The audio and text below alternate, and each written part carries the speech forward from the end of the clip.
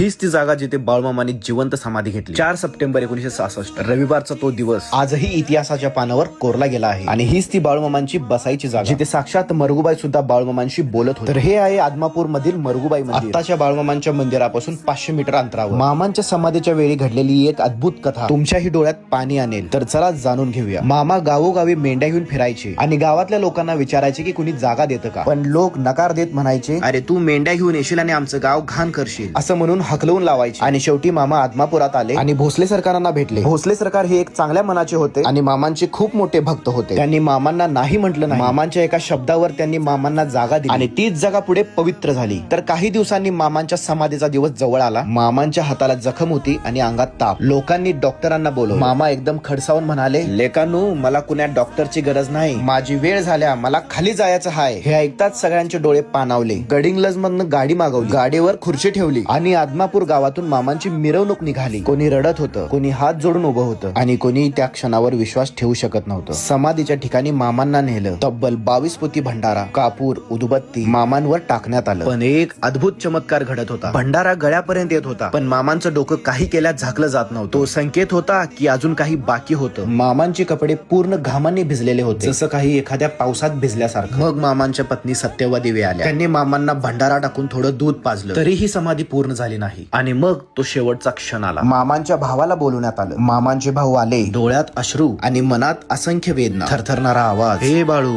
ए बाळू. ही फक्त त्यांची हाक नव्हती, हा होता आयुष्यभराचा प्रेमाचा आवाज. त्याने हलकेच मामांच्या चेहऱ्यावरून प्रेमाने हात फिरवला. तो शेवटचाच स्पर्श होता. सगळे शांत झाले, श्वासही थांबला. आणि मग त्यांनी 2 पाट्या भंडारा टाकला आणि चमत्कार घडला. जे 22 पोती भंडाऱ्याने झालं नाही, ते एका भावाच्या प्रेमाने झालं. पहिल्यांदाच भंडारा मामांच्या डोक्यावर गेला आणि त्या क्षणी बाळूमामांनी शांतपणे जिवंत समाधी घेतली. त्या दिवशी बंधुप्रेम काय असतं हे मामांनी अख्ख्या जगाला सांगून दिलं.